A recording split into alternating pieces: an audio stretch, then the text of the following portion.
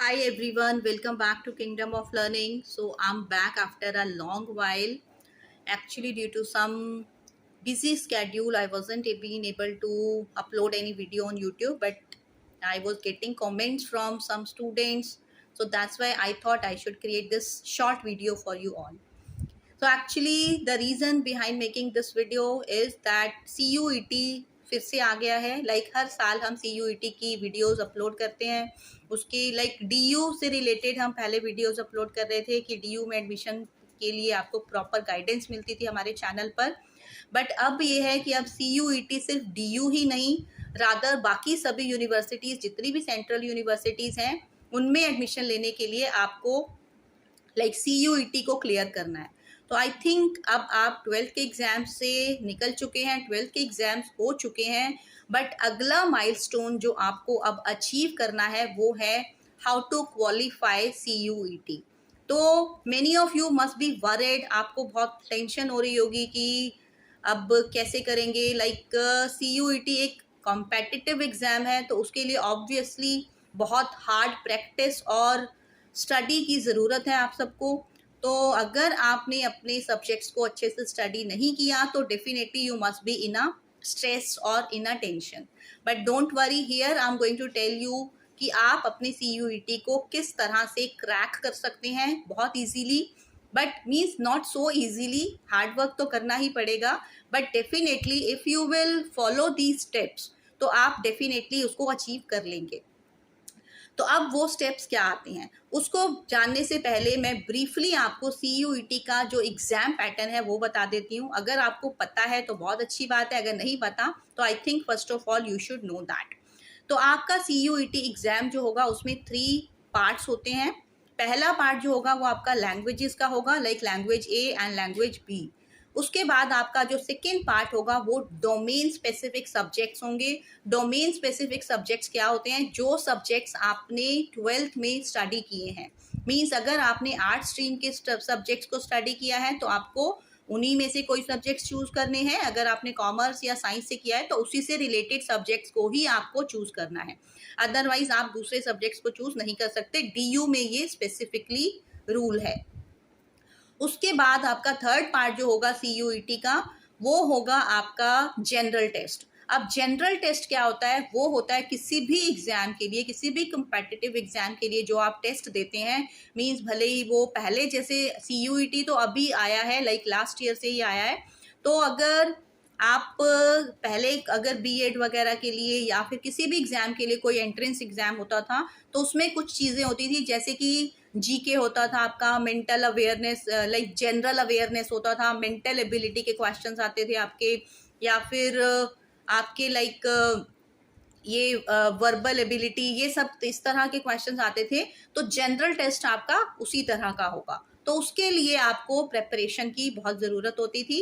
कोई भी competitive exam है तो एक चीज़ तो ये होती है कि उसमें कंपटीशन बहुत हाई होता है. और इस बार तो वैसे भी बहुत सारे स्टूडेंट्स ने मीन्स CUET के लिए अप्लाई किया है, तो आपका कंपटीशन हाई है. तो अब आप सोच रहे होंगे कि अब हम प्रिपेयर करें कैसे? मीन्स इतनी सारी चीज़ें आ रही हैं CUET में, तो हमें उसके लिए करना क्या है? तो उसके लिए आपको क्या करना है, जब तक आपका एग्ज़ाम नहीं होता तब तक लेकर, मीन्स अब आप अपने फॉर्म्स फिल कर चुके हैं एंड आई होप कि करेक्शन विंडो अभी ओपन हुआ था तो आप अपनी करेक्शंस भी कर चुके हैं फॉर्म्स में. तो अब आपको अपने सब्जेक्ट्स पे बिल्कुल फोकस होकर, मीन्स बिल्कुल सिंसियरली उनकी पढ़ाई करनी है.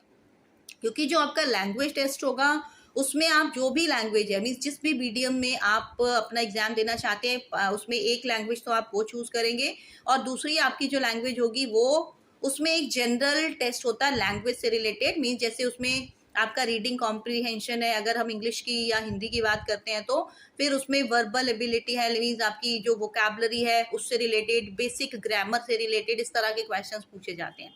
तो उसके लिए आपको अपनी ग्रामर पर भी काम करना पड़ेगा और रीडिंग कॉम्प्रीहेंशन पर सबसे ज़्यादा प्रैक्टिस की आपको रिक्वायरमेंट है.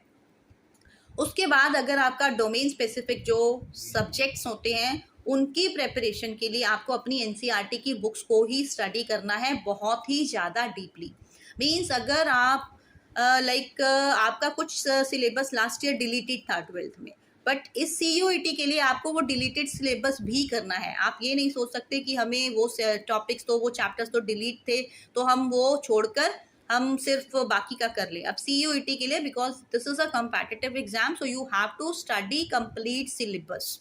तो आपको वो पूरा सिलेबस NCERT की बुक्स को दोबारा से खोलना है।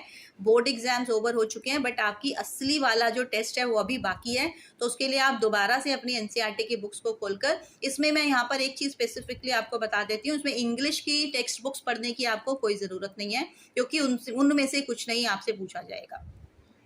लाइक इंग्लिश की 12th क्लास में तो ग्रामर भी नहीं थी, राइटिंग सेक्शन ही होता है खाली। तो आपको 11th में जो ग्रामर थी, आपकी 10th में बेसिक ग्रामर के तो सभी टॉपिक्स आपको एक बार करने ही पड़ेंगे। उससे रिलेटेड अगर आप कोई सपोर्ट चाहते हैं तो हमारे चैनल पर इंग्लिश ग्रामर से रिलेटेड, वोकैबुलरी से रिलेटेड बहुत सारी वीडियोस हैं, आप उनको देख सकते हैं, तो आपको हेल्प हो जाएगी। उसके बाद अगर आपका आ जाता है जनरल टेस्ट। जनरल टेस्ट के लिए ऑब्वियसली आपको बहुत सारी प्रैक्टिस की रिक्वायरमेंट है। तो उसके लिए अब आपके माइंड में ये क्वेश्चन भी आ सकता है कि क्या हम सिर्फ बुक्स से ही कर सकते हैं या फिर हमें कहीं पर कोचिंग लेने की भी रिक्वायरमेंट है। तो यहाँ पर माय सजेशन वुड बी कि आप बुक्स तो 1-2 परचेज कर ही लें। वो जो भी बुक्स होती हैं उनमें बहुत सारे आपके MCQs होते हैं, तो आप उनकी प्रैक्टिस करेंगे। और अगर आप कहीं पर कोचिंग ज्वाइन भी करते हैं तो भी अल्टीमेटली पढ़ाई आपको ही करनी पड़ेगी। कोचिंग में क्या होगा, आपकी जितने भी 1 आवर 2 आवर जितने भी आज की क्लास होगी उसमें सिर्फ आपको हेल्प कर दिया जाएगा, आपको लाइक बता दिया जाएगा कि आप मीन्स अगर आपको कोई डाउट है, कोई चीज़ में आप अटक रहे हैं तो आपको समझा दिया जाएगा। बट अल्टीमेटली प्रैक्टिस आपको ही करनी है। तो CUET को क्रैक करने का सबसे बड़ा जो पॉइंट है, जो सबसे बड़ा फंडा है, वो है प्रैक्टिस। तो you must have heard practice makes a man perfect. तो अभी तक जो आपने पढ़ा है, अब उसको और ज़्यादा डेप्थ में आपको पढ़ना है अगर आप इस एग्ज़ाम को क्रैक करना चाहते हैं। तो आप आज से ही स्टडी पर लग जाइए। आप वीडियोस देख देख कर हेल्प ले सकते हैं। अगर आप अफोर्ड कर सकते हैं तो आप कोचिंग भी ज्वाइन कर सकते हैं। Mean that is my honest suggestion to all of you. So I hope I have provided you sufficient guidance. So if you like that, please subscribe to the channel, because now regularly I will upload videos, and definitely I'll try to help you guys. And like the video, and please share it with others as well. Thank you so much.